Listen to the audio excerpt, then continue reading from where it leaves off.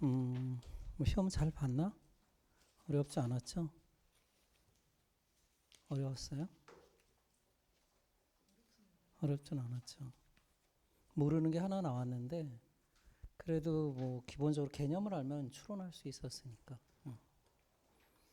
그래서 좀 1년 충실하게 공부한 분들은 만점이 나와야 되는 거고, 만점이 못 나와도 뭐 하나 정도 틀릴 수 있으면 국가직은 합격선이 높으니까 한 95는 나와야 될 것 같고. 그래서 조금 긴장했다면 한 90점은 나와야 될 그런 문제예요. 그러니까 1년 정규적으로 따라왔다면 제가 그러는 거예요. 예. 자, 시작하겠습니다. 이제 지난 토요일 시행됐던 2026학년도 국가직 교육학 개론 전체적인 문제 분석과 총평 그리고 문제풀이 강의를 진행해 보도록 하겠습니다. 여러분 자료에 보면 그 출제 경향 분석이 있죠. 그리고 총평이 있고요. 그리고 제가 생각한 뭐 합격 예상 점수 이런 것들이 좀 정리되어 있습니다. 일단 출제 경향 분석을 보면은요. 일단 전체적인 총평에서 제가 기술은 했지만 방향은 맞았어요. 그렇지만 관역을 빗나간 출제다. 자, 왜 방향은 맞았다라고 평가하냐면 교육학 이론에 충실했다.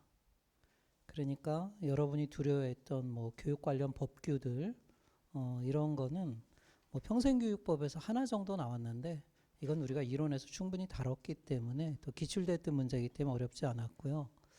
그렇지만 관역을 빗나갔다는 의미는 내용 타당도라는 뭐 이렇게 전문가 입장에서 볼 때 내용 타당도가 너무 낮았다 하는 겁니다.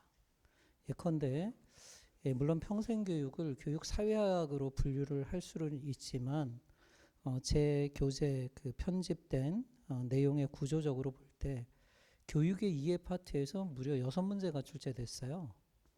이거는 전혀 우리가 그러니까 뭐 이원 목표 분류표나 이런 것들을 만들지 않고 출제한 느낌이 들어요. 그리고 너무 이제 그 예상치도 않은 뭐 교육의 개념 문제, 교육의 개념 문제가 막 2문제나 출제가 되고요. 그리고 뭐 평생교육, 그리고 영재교육, 이와 같은 교육의 형태에서 4문제가 출제가 되었고요. 그 다음에 교육행정학은 뭐 예년에 비해서 그냥 평범하게 5문제가 나왔습니다. 그런데 뭐 서양교육사라든가 최근에 이제 교육사 파트에서 서양교육사하고 교육 철학을 묶어서 출제하는 경향이 도드라지게 나타나고 있어요. 그러니까 원래는 하나하나 2문제가 나와야 되는데 이렇게 묶어서 한 문제로 나온다는 거죠.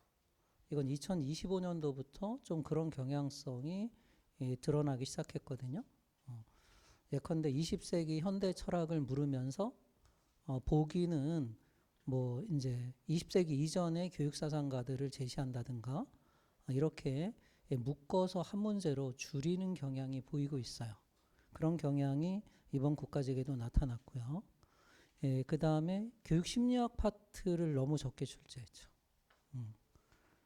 심리학이 교육학의 어떤 대부분 한 50%를 차지하는데 물론 이제 뭐 교수학습 이론이라든가 교육 연구까지 묶어서 다 교육 심리학인데 그렇게 보더라도 뭐 교육공학이나 교육통계, 교육연구는 여전히 출제되지 않았잖아요. 이런 점으로 미루어 볼 때는 좀 내용 타당도 면에 있어서는 문제가 심각했다. 그 다음에 또 중요한 게 이제 신뢰도 파트, 신뢰도를 결정하는 게 변별도잖아요. 문항 변별도를 볼 때 제가 그러니까 기본적으로 1년 이상 공부한 학생들을 대상으로 한 겁니다. 이렇게 난이도를 제가 매긴 거는. 근데 우리가 고난도라고 볼 수 있는 문제가 솔직하게 얘기하면 한 문제밖에 없었어요. 그게 이제 저도 다르지 않았지만 커크 패트릭 이게 계속해서 이것도 평생교육이거든요. 인적자원 개발과 관련된 거예요. 그래서 인적자원 개발의 HRD와 관련된 요번엔 평가가 나왔어요. 그 교육과정에 대한 평가. 자, 이런 부분이 이거는 뭐 거의 이제 아주 미시적으로 행정에 누군가가 출제를 한 것 같아요. 행정에서. 예, 그래서 예전에는 이제 전혀 엉뚱한 문제들이 하나씩 꼭 돌출을 돼서 나왔는데 커크 패트릭이 나왔어요. 그런데 추론이 가능해요. 그 평가의 네 가지 수준인데 효과성을 물었으니까 결과예요, 결과. 그래서 충분히 추론 가능하기 때문에 이거는 여러분이 개념 이해에 충실했다면 이건 상이라고 분류할 수도 없는 그런 문제가 되어버렸어요. 예, 그 다음에 또 제가 상이라고 한 게 이제 구인타당도 문제였는데요. 교육평가에서 이게 약간 헷갈리게 나왔어요. 예, 그리고 여러분이 이 구인타당도를 충분하게 이해하지 못하면 추론하기 어려운 그런 문제가 나와 있기 때문에 요거는 약간 틀릴 가능성이 있는 문제입니다. 오히려 커크 패트릭의 문제보다 요게 추론하기는 조금 더 어려웠다. 제가 보기에는 그렇고요. 그 다음에 이제 교육과정 역사, 뭐 보비트에서부터 듀이, 타일러, 그 다음에 진보주의 교육에 제가 타일러 할 때 8년 연구 얘기를 했는데 이런 것들이 다 나왔거든요. 근데 이것도 추론은 쉬웠어요. 왜냐하면은 듀이하고 보비트만 알면 뭐 그렇게 찍기가 쉬웠기 때문에 자, 요 세 문제 정도가 어려웠다라고 저는 판단을 합니다. 근데 이제 이 세 문제 중에서 우리가 다 틀리라는 법은 없잖아요. 다 틀리면 85점이고, 예, 그 중에 뭐 이제 하나, 두 개 틀리면 90, 95 이렇게 된다 하는 겁니다. 그래서 만약에 여러분이 성실하게 공부를 했다면 95점은 나와야 할 그런 문제였다 이렇게 봅니다. 네. 자, 그럼 해설로 가보겠습니다. 자, 일단 이론에 충실했다는 것은 방향성은 좋았어요. 예, 그래서 근데 이제 지방직 시험에 이런 기조가 그대로 반영된다는 법은 없습니다. 예, 그래서 이제 여러분이 이번 시험을 통해서 내가 좀 부족했던 부분이 무엇이었는가, 예, 그런 부분들을 좀 더 보완하는 계기가 되었으면 합니다. 자, 1번 한국교육사인데요. 자, 뭐 조선시대 교육기관 석전제는 문묘 제례를 가리키는 겁니다. 그러니까 문묘를 두었다는 거죠. 뭐 결정적 힌트죠. 그 다음에 향사례는 화를 쏘면서 이제 그 어른과 청소년들 간의 예절입니다. 그러니까 이거는 향풍을 순화하는 그러한 도덕적 기능을 했어요. 전국 군현, 뭐 주부군현, 부목군현 단위에 설치된 관학, 공립학교죠. 1급 1교를 원칙으로 했어요. 너무 쉽죠. 향교입니다. 한국교육사는 이제 되게 쉽게 출제되고 있는 게 지금의 또 경향입니다. 그 다음에 이제 교육과정 유형론, 형태론인데요. 공식적 교육과정을 통해 배우는 동안 놓치게 되는 기회학습이니까 어렵지는 않죠. 아이즈너가 언급한 영교육과정입니다. 네. 배제한, 그래서 가치 있는데 의도적으로 배제한, 이거는 아무래도 이 발생 원인으로 본다면은 경직된 신념, 이데올로기 이런 것들 때문에 배제된 내용을 영교육과정이라고 한다. 그 다음에 이제 실제적 교육과정은 글래톤이 개념한 거죠. 글래톤 실제적 교육과정은 일단 가르친 교육과정, 토트 커리큘럼, 그래서 전개된 교육과정. 그 다음에 러니드 커리큘럼, 학습된 실현된 교육과정. 예, 그리고 세 번째가 이제 중간고사나 기말고사에 테스티드, 평가된 교육과정을 실제적 교육과정이라고 합니다. 그럼 이제 문서상에 나타난 리튼 커리큘럼은 의도된 교육과정은 실제적 교육과정에 해당이 되지 않습니다. 뭐 잠재적 교육과정은 잭슨이 아동의 교실 생활에서 언급한 교육과정이죠. 네. 그다음 문제 3번 가볼게요. 학습 인증제 뭐 이런 거는 뭐 많이 나왔었으니까 계속 반복되고 있으니까 이거는 기출문제만 풀어도 사실은 뭐 90점 이상 나올 수 있는 문제예요. 뭐 이런 건 의미가 없고, 예, 시험으로 측정해서 학사학위니까 이거는 고등학교 졸업 또는 그와 동등한 학력을 가진 학생들을 대상으로 학사, 전문학사, 시험이니까 4단계죠. 1단계는 뭐예요? 교양과정, 1학년 과정이잖아요. 2단계는 전공 기초, 그 그 다음에 3단계가 이것도 가로넣기로 나온 적이 있었죠. 전공 심화. 그리고 4단계는 그렇죠. 학력, 학위 인증 종합시험. 4단계는 필수죠. 그래서 독학학위제가 되겠습니다. 그 다음에 동기 이론인데요. 뭐 많이 다뤘죠. VIE 이론 하면 누구예요? 부름의 기대 이론이 되겠습니다. 네. 부름의 기대 이론은 노력하면 성과를 거둘 수 있다. 그러면 성과에 따른 또 다른 보상, 그것이 보상이죠. 이게 산출이 되겠어요. 보상이 갖고 있는 유의성, 매력성. 그래서 유의성이 밸런스고요. 그 다음에 노력과 성과의 매개 변인이 이것이 expectancy, 성과 기대. 그 다음에 성과하고 보상의 매개 변이 instrumentality. 그래서 보상 기대가 되겠죠. 이 세 가지가 곱한 만큼 동기가 된다 하는 이론이 되겠습니다. 그 다음에 이제 평생교육법상 뭐 이것도 계속 평생교육법 정의죠. 정의가 몇 조예요? 모든 법에 1조는 목적이에요. 모든 법은. 이 목적도 나올 만한데 목적이 안 나오고 계속 2조만 나오고 있죠. 2조는 뭐예요? 용어 정의. 2조에서 계속 나오고 있어요.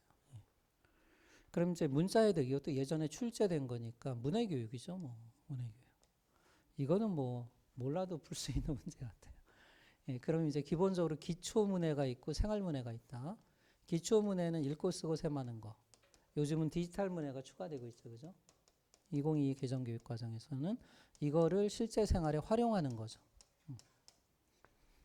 근데 사실은 이제 이게 오답용 보기로 나왔지만 용어 정의를 할 때 이제 요게 나올 수 있어요. 교육의 영역에서 성인 진로 교육 새롭게 추가된 영역입니다. 자, 그다음에 문제 6번 관료제의 특성 물었고 있어요. 관료제적 특성.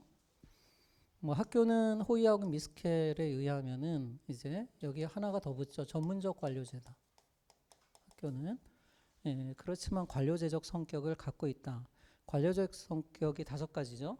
경력 지향성, 몰인정성. 몰인정성은 이게 관료제가 어디에서 파생된 이론이죠? 과학적 관리론. 과학적 관리론. 그런 과학적 관리론은 실무 시대에서 조직의 생산성에 영향을 주는 무엇에 초점을 두죠? 업무. 업무하고 사람 아니에요. 그죠? 일에 초점을 두는 거예요. 업무 또는 직무예요. 그럼 직무를 효율성이니까 한 가지 잘할 수 있는 분업의 논리죠. 그죠? 분업. 1인 1역에 초점을 두는 거예요. 그럼 이것이 조직 구조에 영향을 준 것이 이제 관료제 이론이다라고 볼 수 있어요. 그래서 여기 분업의 원리가 있죠. 그 다음에 빠진 거 하나가 있어요. 뭐가 있어요? 이제 이거는 수평적 분업이고 수직적 분업이 계층제잖아요. 수직적 분업. 예컨대 교장, 교감, 교사. 수직적인 위계상의 업무 분담이 있고요. 그 다음에 이거는 업무니까 인간적 요인을 강조해요? 아니면 업무적 요인을 강조해요? 업무적 요인. 이게 몰인정성. 이건 다른 말로 하면 공평무사성이죠. 자, 그 다음에 조직의 구성원이 되고 또는 승진하는 것은 경력이다 이거죠. 경력 지향성이에요.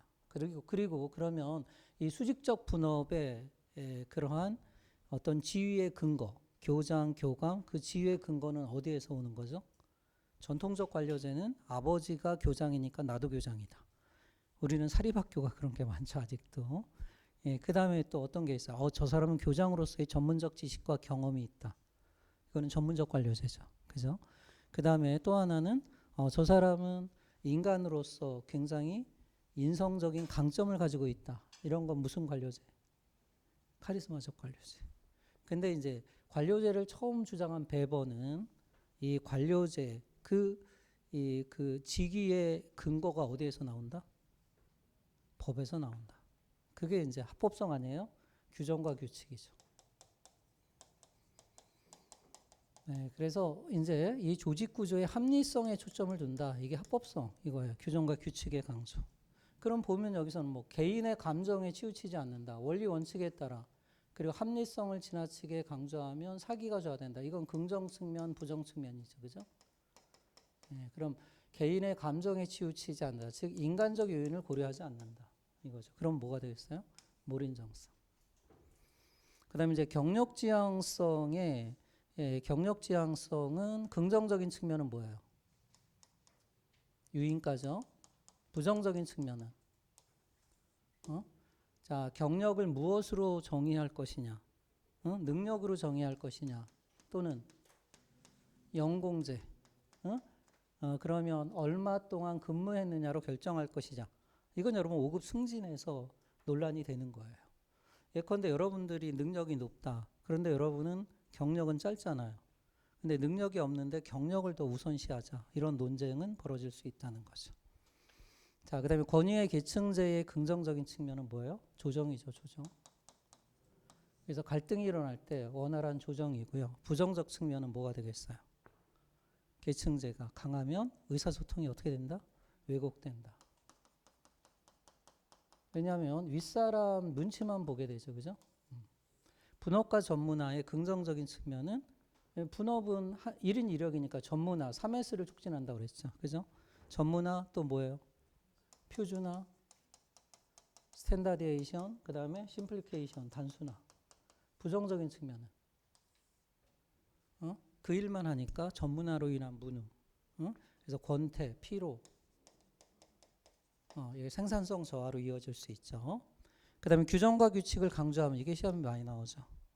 그럼 긍정적인 측면은 뭐가 되겠습니까? 통일성이죠. 왜냐하면 초중등교육법 20조에 보면 교장의 역할은 이런 게 다 나오잖아요. 그러니까 업무가 통일된다. 또는 뭐가 있어요? 항구성이죠. 계속성. 사람은 그만둬도 법규는 있기 때문에 계속 이제 조직은 영구적으로 운영될 수 있다. 근데 부정적 측면이 많이 나오죠. 뭐 여기에 잠깐 나왔으니까 이제 법만 강조하다 보니까 과표준화, 동저 과잉 현상, 법의 정신이나 이런 것들이 간과될 수 있죠, 그죠? 예. 그래서 목표와 수단의 그러한 전도 현상, 목표 전도 현상, 과표준화 현상, 그리고 조직의 경직화, 뭐 이런 것들이 부정적인 측면이 되겠습니다. 네. 그다음에 이제 7번 교육 재정인데 이것도 너무 많이 나왔죠. 뭐 교육비 분류입니다. 일단 직접 교육비와 간접 교육비로 나눠볼 수 있죠. 이렇게 구분하는 기준은 뭐예요? 목적과의 관련성. 그다음에 지출 형태예요. 직접 지출되면 직접 교육비. 그럼 직접 얼마인지 산출이 어려워요. 그죠? 그거는 간접 교육비. 뭐 여성의 경제 활동 이것도 노동이죠. 가사 노동. 이것도 이제 그러한 어떤 노동에 대한 어떤 비용 이런 걸 산출할 수 있는데 얼마인지 계산하기 어렵잖아요. 그게 간접 교육비. 자, 그 다음에 운영 형태죠.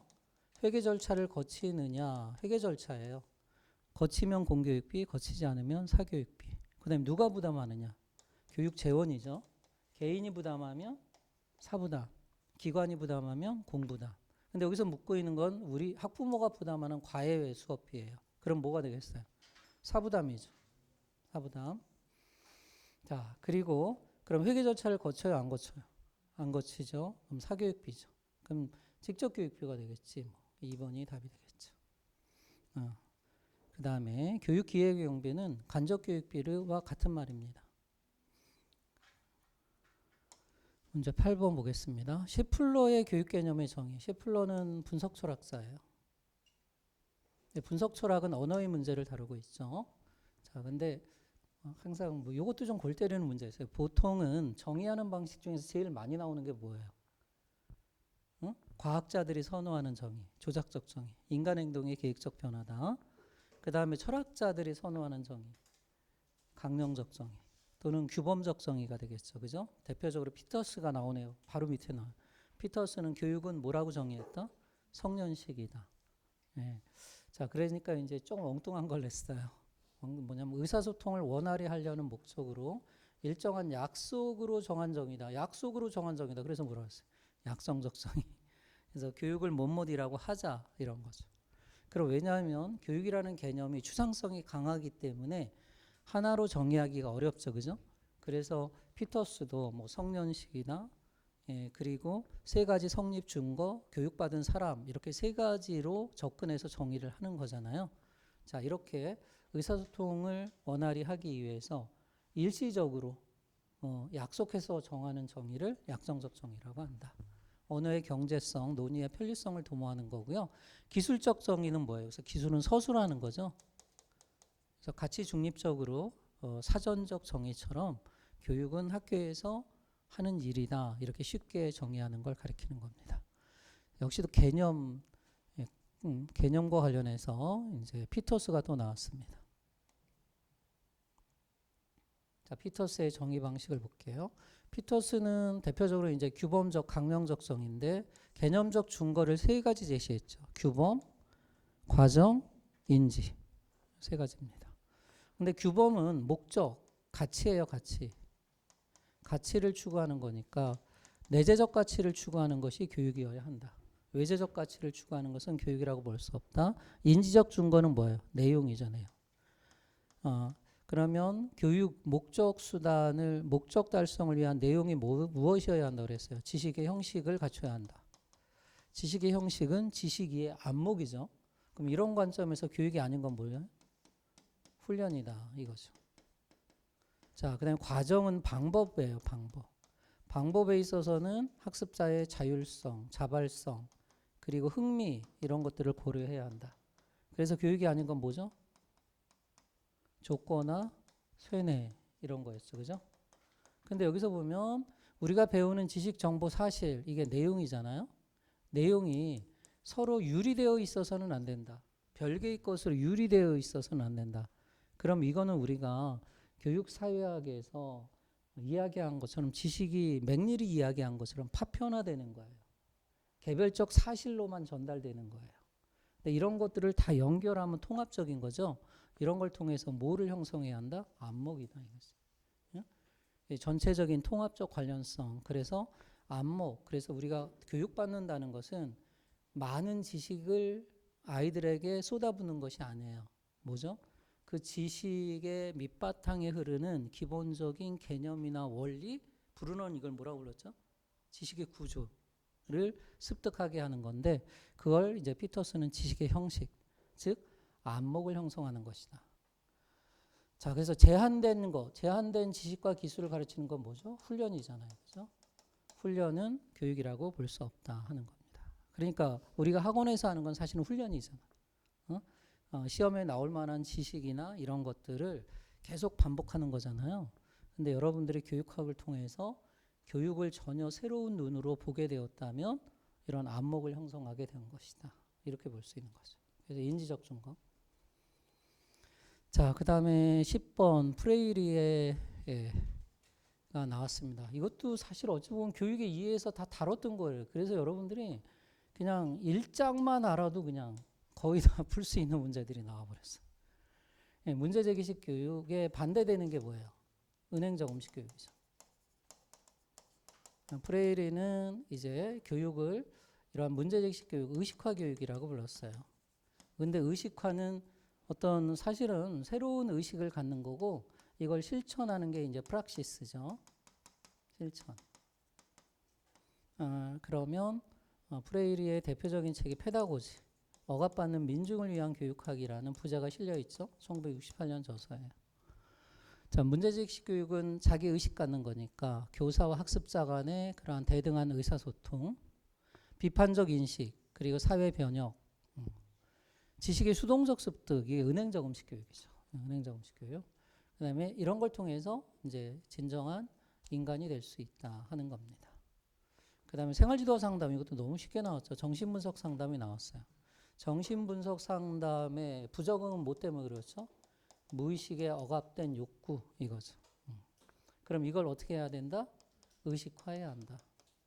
의식화 기법이 여러 가지가 있는데 뭐 이제 최면도 있고요. 그 다음에 꿈의 분석이 있죠. 그리고 자유연상, 생각나는 대로 막 말하기, 어린 시절의 기억들을. 그 다음에 가장 치료의 핵심은 뭐예요? 무의식에 억압된 게 의식으로 옮겨가는 과정을 뭐라고 하죠? 옮겨간다. 전이라고 하죠. 자, 그런데 이렇게 무의식에 억압된 게 심리적 위협이에요, 현실적 위협이에요? 심리적 위협. 그러니까 내가 가지고 있었던 좌절된 욕구, 그러니까 뭐 아빠에 대한 미움, 이런 것들이죠. 이런 것들이 드러나면 안 되잖아요. 왜냐하면 사회적으로 금기된 거니까. 예컨대 뭐 아빠를 사랑했다 또는 엄마를 막 사랑했다 이런 것들. 그래서 상담에 비협조하는 걸 저항이라고 불러요. 그러니까 상담 시간에 늦는다거나 아니면 상담을 할 때 그 상담자가 요구하는 답대로 하는 게 아니라 딴짓을 한다거나 이런 거예요. 이러한 저항의 의미를 파악하는 게 분석이고, 그래서 이게 답이죠. 체계적 둔감화는 파블로프의 이거는 체계적 둔감화는 많이 나오죠. 고전적 조건화에 따른 거예요. 그래서 불안이나 공포를 약화시키는 기법이죠. 이거는 웰페의 상호제지 이론이죠. 상호제지라는 것은 뭐냐면 동시에 그 나타날 수 없는 그 두 가지 뭐 생리적 감정들, 기쁨, 슬픔이 동시에 나타날 수는 없잖아요. 그래서 이거는 슬픔을 뭐로 제어한다? 반대되는 기쁨으로 제어한다. 이런 겁니다. 자, 이런 게 역조건하죠. 예컨대. 그래서 불안의 위계 목록을 작성한다. 그래서 과제 분석이에요. 1단계부터 뭐 시험 불안을 10단계까지. 그리고 근육의 긴장을 이완시킨다. 불안과 상대되는, 대립되는 감정이죠. 릴렉스한 그런 긴장 이완을 경험하게 하는 거죠. 역조건화. 그리고 상상을 통해서 약화시킨다. 점진적으로. 그게 소거죠. 즉 역조건화와 소거를 활용해서 불안 형성의 이전의 상태로 되돌리는 것을 체계적 둔감화라고 한다. 토큰 강화는 상징 강화물을 활용하는 거죠. 그죠? 요거는 스키너 이론이죠. 자, 그다음에 노출법. 요게 여러분 헷갈릴 수 있는데 이 체계적 둔감화도 노출법이에요. 그러니까 이것도 행동주의예요. 그리고 파블로프 이론의 토대를 두고 있는 거예요. 제가 얘기했는데 그러면 제시되는 자극이 직접적인 자극이냐 간접적인 자극이냐 상상을 통한 거냐 이거에 따라서 그 다음에 자극을 노출할 때 제시 방식이 한꺼번에 왕창 노출시키느냐 단계적으로 노출시키느냐. 그럼 체계적 둔감화는 한꺼번에 노출시키는 거예요? 단계적으로 점진적으로 진행되는 거예요? 단계적으로 점진적으로. 그러면 그 불안이나 공포 자극을 이거 직접 제시하는 거예요? 아니면 말로 상상을 통해서 제시하는 거예요? 체계적 둔감화는. 자, 과제 분석. 시험 불안을 갖고 있다. 그럼 직접 막 시험을 보게 하는 거예요? 아니면 자, 시험 보기 전 한 달입니다. 시험 보기 전 일주일입니다. 시험 보기 전날입니다. 시험 보는 날입니다. 자, 여러분이 시험장에 도착했습니다. 상상이에요? 실제예요? 상상이잖아. 왜냐하면 실제적 자극을 제시하면 윤리적 문제가 발생하잖아요. 그게 체계적 둔감하죠. 그러면 실제적으로 점진적으로 노출시키는 게 뭐라고 그랬어요? 스트레스홀드, 식욕법이라고 했잖아. 응? 그래서 우리가 개구리 죽일 때 물의 온도를 약간씩 높여가잖아요. 그런 게 식욕법. 그러니까 예컨대 내담자가 그걸 느끼지 못하는 그 문턱, 그거보다 약간 낮은 자극을 점진적으로 제시하는 방식, 그게 이제 식욕법이라고 부르는 거고요. 그 다음에 만약에 불안 자극을 한꺼번에 막 제시해. 자, 시험 시간이 됐습니다. 자, 감독관이 들어오십니다. 감독관이 막 두 분입니다. 막 이런 식으로 제시하면 그건 뭐라고 그랬죠? 내포요법, 내파요법 이런 거죠. 그 다음에 실제적인 자극을 제시하는 건 뭐라고 그랬어요? 이건 선지에도 나왔죠. 뱀에 대한 공포를 가지고 있는 사람을 뱀이 많은 뭐 5m짜리 구렁이도 있고 그 다음에 뭐 독사도 있고 자그마한 실뱀도 있고 도마뱀 여러 가지 종류가 있는 뱀의 무리 속으로 확 집어넣는 거. 그건 홍수법. 그런 게 노출법이에요. 그래서 3번이 답이 되겠습니다. 이것도 만약에 노출법이 뭔지 잘 몰랐으면은 뭐 헷갈릴 수 있는 그런 문제입니다. 쉬운 선지가 나온 건 아니었기 때문에. 그다음 영재성의 세 가지 구성 요소. 이건 뭐 렌줄리한테 돈 받았나? 이거 몇 번 나오는 거예요 지금. 자, 영재성은 이제 하나는 지능이죠. 그다음에 또 하나는 뭐예요? 창의성. 이건 인지적인 능력. 인지적인 거. 그 다음에 과제 집착력, 몰입 능력이에요. 이거는 동기와 관련된 거죠. 정의적 영역이죠. 그래서 영재성이라고 한 거예요. 비범성은 아니죠. 그 다음에 감각기억, 정보저장소 나왔습니다. 틀린 것. 그럼 최초로 정보가 저장되는 것이다. 오감각을 통해서. 감각기억에서 보관된 자료는 조직화되지 않았죠. 당연히. 조직화되는 것 자체가 이건 부호화잖아요. 이건 작업기억에서 일어나는 거예요. 사물이나 사건의 복사본이다. 그러니까 시각은 시각대로, 청각은 청각대로 그대로 수용되는 거예요. 정보의 저장 기간이 작업 기억에 비해서는 짧죠. 작업 기억은 뭐 짧으면 20초, 길면 1분 정도예요. 근데 여기는 1초에서 4초. 어느 게 1초예요? 시각이에요? 청각이에요? 시각이 1초. 그 다음에 청각적인 정보는 4초. 이게 4초 동안 유지된다는 얘기 때문에 우리가 음악을 들을 수 있는 거예요. 그러니까 우리가 음악 악보를 보면 그냥 콩나물 대가리들만 있잖아요. 근데 뭐 8분음표 하나 도를 딱 눌렀다. 그럼 이게 딱 끝나는 게 아니라 4초 동안 우리에게 유지되니까 그 4초 전에 그 다음 뭐 레를 치면 이렇게 연결이 된다는 거지. 영화도 마찬가지잖아요. 1초 머무르는 거니까 1초 동안에 정지된 필름을 24컷 정도 같이 제시하면 뭐로 보여요? 정지된 화면이에요? 아니면 활동사진으로 보여요? 활동사진으로 보인다 하는 겁니다. 시연을 한다. 이건 어디예요? 이거는 반복적으로 되뇌이는 거니까 작업기억이죠. 어렵진 않았습니다. 그 다음 문제가 어려웠는데 근데 이제 뭐 이런 건 절대 틀릴 수 없다 제가 얘기했어요. 일단 뒤는 진보주의 경험중심 교육과정이에요. 아동의 사회적 활동을 훨씬 더 강조했죠. 교과보다는 응? 교과. 그러니까 이제 기억 들어가면 안 돼요. 보비트는 1918년 커리큘럼에서 과학적 관리론을 바탕으로 해서 교육과정을 설계하잖아요. 그러니까 이게 공장제 모델이죠. 공장에서 재료를 가지고 노동자가 완제품을 만들어내는 것처럼 노동자는 누구예요? 교사. 재료는 누구죠? 학생. 완제품은 뭐예요? 어른. 근데 찌질한 어른이 아니라 아이디얼 어덜트, 이상적 어른을 만들어야 한다. 그럼 이게 활동 분석인데 그럼 성인의 활동이에요? 아동의 활동이에요? 성인의 활동이지. 성인의 활동을 10가지로 분석했고 이게 테일러가 이야기한 활동 분석법을 활용한 거죠. 그죠? 활동명은 교과목. 그다음에 표준 시간, 배당 시간이 이제 수업 실수가 되는 거죠. 성인의 활동이죠. 니은도 들어가면 틀려요. 그러니까 4번이죠. 이렇게. 그다음에 타일러는 뭐 이거는 너무 잘 알잖아요. 1949년 교육과정과 수업의 규모를 위해서 목표 설정, 교육 경험의 선정, 교육 경험의 조직, 목표 달성의 평가.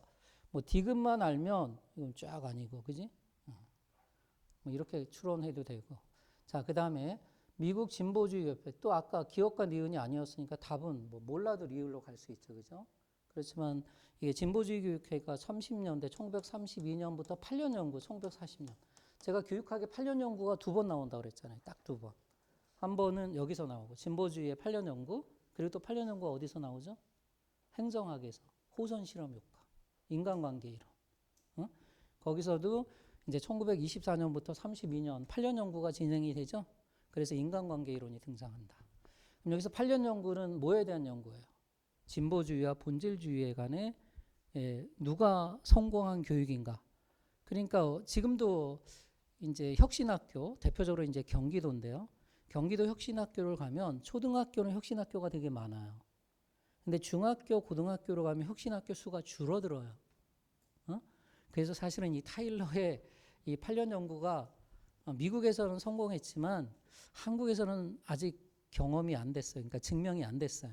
고등학교로 올라가면 왜 학부모들은 혁신학교를 싫어할까? 입시에 도움이 된다, 안 된다? 안 된다고 생각하는 거지. 안 된다고. 자, 그런 연구한 거예요. 그러니까 이제 혁신학교, 초등학교를 졸업한 아이들이 8년 동안, 그러니까 중학교, 고등학교, 대학교 가서 입학하고 따라갈 수 있느냐를 연구한 거지. 근데 이거는 진보주의가 성공했다는 증거예요. 그러니까 전통적인 대학 입학 시험을 준비하는 그런 입시 준비를 하는 그 성공하는 학교와의 그 경쟁에서 이 연구 결과 진보주의 교육이 결국은 대학의 학업 성취에 마이너스가 되는 건 아니다라는 걸 입증했죠. 근데 이러한 8년 연구를 하면서 그럼 타일러는 어느 편에 서야 돼요? 진보주의 편에 서야 돼요? 본질주의 편에 서야 돼요? 양편에 쓰면 안 되죠. 왜냐하면 진보주의 편에 쓰면은 결론을 다 해놓고 정해놓고 연구하는 거 아니냐 이렇게 비판을 받을 거 아니에요. 그래서 중립적으로 접근하죠. 그래서 타일러 모형이 합리 모형이 되는 거예요. 합리 모형. 어쨌든 디귿과 리을. 그래서 아마 8년 연구는 제가 몇 번 얘기했으니까 그거 알아들었으면은 쉽게 접근할 수 있었습니다. 구인 타당도가 이게 조금 어려웠다. 왜냐하면 다른 보기들이 좀 헷갈려서 그래요. 여러분들이 생소한 보기가 나와서 그래요. 틀린 거 그랬습니다. 구인은 컨스트럭트 구성 요인이에요. 그럼 예컨대 이제 우리가 측정하고자 하는 이게 어떤 평가 도구가 그 재고자 하는 걸 제대로 재고 있느냐. 예컨대 창의성이죠. 창의성을 재고 있느냐. 이거는 심리학적 특성이잖아요. 이거는 관찰될 수가 없어요. 그죠? 자, 이건 가설적 개념이죠. 가설적 개념을 구성하는 요인들이 뭐가 있어요? 유창성, 융통성 이런 것들이 있죠. 이렇게 정의한 사람이 길포드잖아요. 예. 자, 그러면 구인이란 가설적 구성 개념이죠. 이게 잘못된 거예요. 관찰, 측정할 수 없는 개념이죠. 그죠? 그럼 이걸 측정하는 심리검사를 하기 위해서는 어떻게 돼야지? 측정할 수 있도록 정의해야 되겠죠. 그걸 무슨 정의라고 했어? 조작적 정의. 이렇게 관찰할 수 있다면 조작적 정의를 할 수가 없잖아요. 그죠? 그래서 이 구성 개념을 조작적으로 정의한다. 예컨대 유창성은 말이 유창하다. 말을 많이 한다. 이런 게 아니라 반응의 총 개수. 이렇게 정의하는 거죠. 융통성은 뭐예요? 반응 범주의 총 개수. 예, 그리고 그럼 유창성과 창의성의 가설을 세워서 검증하는 거죠. 그죠? 네. 자, 구인과 무관한 내용이 검사 도구에 포함되는 경우 당연히 구인 타당도가 낮아지겠죠. 이런 게 뭐냐? 변별 타당도라고 불러요. 예컨대 창의성과 전혀 관련이 없는 사회성. 근데 그러면 창의성 점수가 높은데 사회성 점수도 높았다. 그럼 이건 창의력 검수가 볼 수 없다는 거예요. 예, 그래서 이건 구인 그 사회성이 높아지면 이런 변별 타당도가 되는 거고요. 그럼 2번과 관련 있는 게 요거예요. 중거 타당도. 그럼 예컨대 창의성 검사와 사회성 검사를 했는데 같은 점수가 나오면 안 된다는 거지. 근데 창의성하고 유사한 어떤 특성이 있어요. 그 특성을 했을 때 그럼 뭐 특성을 했을 때 결과는 같이 나와야 되죠. 이건 수렴 타당도예요. 그래서 수렴 증거와 변별 증거를 가지고 구분하는 거. 그래서 중거 타당도를 활용할 수 있다. 이런 거죠. 그다음에 이제 요인 분석은 이거죠. 뭐 창의성의 구성 요인. 길포드의 6가지 요인을 가지고 하는 거니까. 예, 그래서 3번 보기로 갈 수 있었어요. 그러니까 1번을 잠깐 헷갈리면 아마 그래서 틀렸을 거예요. 16번 커크패트릭 이게 HRD 평가 모양이에요. 인적 자원 개발.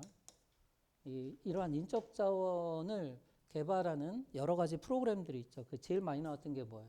조직의 생산성을 높이기 위해서 인적 자원 개발은 3가지 개발이죠. 개인의 역량 개발.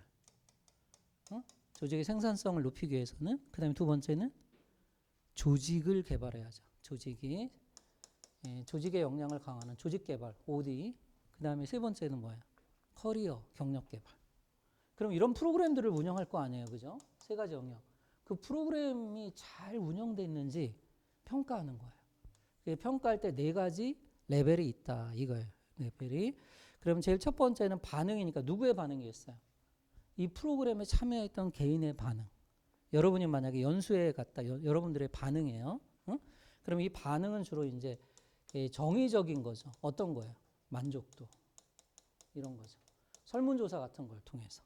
아니면은 이제 강사가 여러분들 보고서 여러분들 표정 보고 뭐 되게 즐거워한다. 뭐 이런 거 가지고 할 수 있고 그다음에 또 뭐에 대한 만족도 있어요. 뭐 시설에 대한 만족도, 프로그램에 대한 만족도, 아니면은 이 강사에 대한 만족도 이게 반응이에요.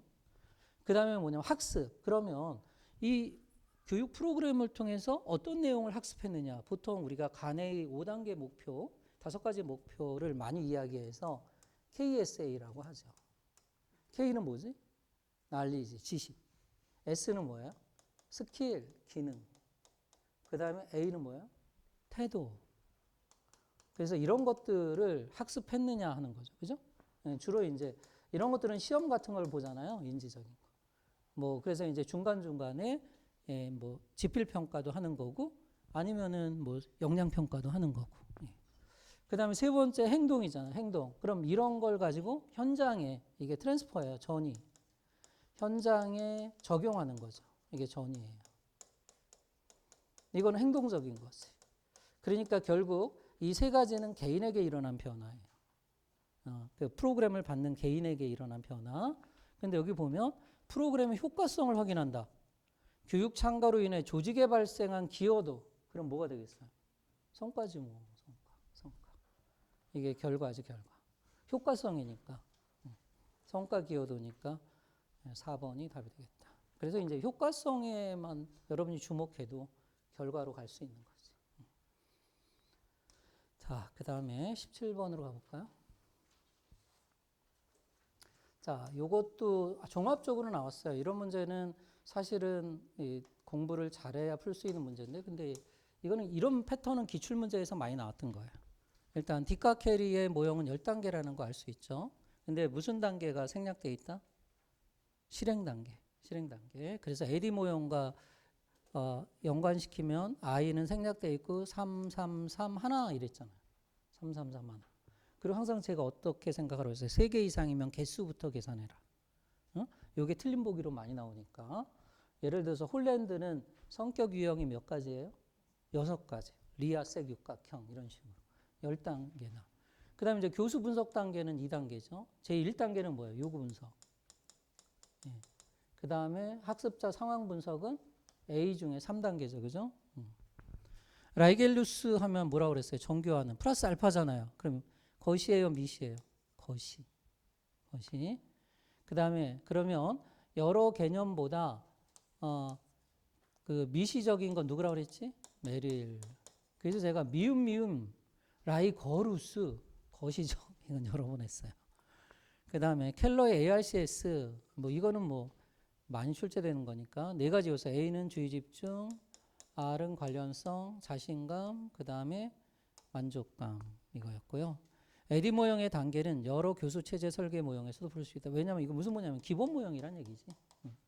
그럼 이것의 심화 모형이 이제 뒷과 캐리니까 벌써 여기도 나오잖아요. 그래서 정답은 2번이 되겠습니다. 이거 보고 저 기절할 뻔했어요. 들로르가 누구지? 모르겠어요. 들로 보고서 보통 그리고 들로 보고서 뭐 이런 식으로 이야기하는데 학습 내재된 봄을 그래서 21세기의 학습은 실천을 통한 학습이다. 그리고 학습 원리로서 4가지 기둥을 제시했죠. 하나는 알기 위한 학습, 두 번째는 행동하기 위한 학습, 세 번째는 존재하기 위한 학습. 이게 제일 중요하죠. 네 번째 함께 살기 위한 학습. 성취를 위한 학습은 없죠. 알기 위한 학습으로 바뀌어야죠. Learning to know. 자, 그 다음에 19번 드디어 나왔네요. 허용적 평등. 평등관이 나올 때가 됐다 했습니다. 근데 보기는 약간 꼬아 넣었지만 어렵진 않아요. 결과 같아야 한다. 이거는 결과적 평등 또는 보상적 평등이죠. 인간의 타고난 능력주의를 전제하고 있네요. 그럼 기회평등이죠. 허용적 평등. 교육의 양은 능력에 비례한다. 이 양이 바로 학력이죠. 학교 시설, 교사 자질, 교육과정, 학교 간 차이를 없애는 건 뭐예요? 교육 조건의 평등. 특히 콜맨이 강조했던 거죠. 교육 조건의 평등과 관련된 정책이 뭐라고요? 고교 평준화제도. 1974년. 저소득층의 취약전 아동들을 대상으로 기초학습 능력을 기르는 거니까 이건 뭐가 되겠어요? 출발점 행동을 보상해 주는 거니까 보상적, 결과적 평등. 자, 학교 컨설팅의 원리 또 나왔네요. 일단 6가지 원리가 있는데 우리가 컨설팅 하면 3가지가 있죠. 의뢰인, 그 다음에 컨설턴트, 그 다음에 컨설팅 이렇게 있네요. 컨설팅은 기본적으로 자문이죠. 자문성의 원리. 그래서 컨설턴트는 의뢰인이 당면한 문제나 과제를 스스로 해결하도록 지도 조언해야 한다. 모든 책임은 의뢰인에게 있다. 그 다음에 둘의 관계는 독립성이죠. 그 다음에 의뢰인의 자발성. 그 다음에 컨설턴트의 전문성. 그죠? 컨설팅, 이 자문인데 교육성. 이런 거잖아요. 자, 그럼 의뢰인이 자신의 필요에 의해 스스로 요청해서 이루어진다. 자발성. 그다음에 의뢰인과 컨설턴트는 모든 과제 해결에 있어서 필요한 지식, 기술, 경험을 컨설팅 과정에서 학습한다. 이거는 전문성이 아니라 교육성 또는 학습성. 그리고 컨설팅은 일정한 기간이죠. 일시성. 이렇게 6가지 원리가 되겠죠. 네. 자, 이렇게 해서 국가직 문제를 풀어보았고요. 전반적으로 기출 문제만 봐도 뭐 90점 이상 나올 수 있는 그런 문제였습니다. 네, 그래서 여러분들 이제 앞으로 우리가 한 10주 정도 남아 있는데요. 지방직에 있어서는 지방직은 조금 난이도가 올라갈 겁니다. 왜냐하면은 제가 말씀드린 것처럼 국가직은 2차 시험이 되게 강해요.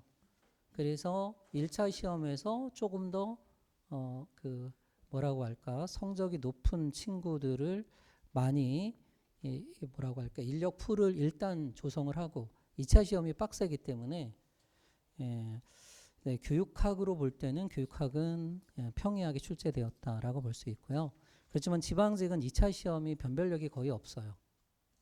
그렇기 때문에 1차 시험에서 아마 교육학이 물론 다른 과목으로 승부를 볼 수도 있어요. 뭐 여러분들이 보니까 뭐 국어가 좀 어려웠다 이렇게 말씀하시던데 다른 과목이 변별력을 가질 수도 있지만 일단 2차 시험 같은 경우는 교육학이 국가직보다는 다소 어렵게 출제될 가능성이 있다. 그래서 기출문제하고 끝장노트 이런 걸 항상 병행하시고요. 그리고 무엇을 할 것인가는 제가 국가직 전에 시험장에서 체크해야 하는 포인트들을 가르쳐 드렸죠. 그런 부분 다시 한번 꼼꼼하게 점검해 나가시면 역시 90점 이상 고득점을 얻을 수 있을 거라고 생각을 합니다. 네, 어쨌든 수고하셨습니다. 이제 지방직을 위해서 매진하도록 합시다.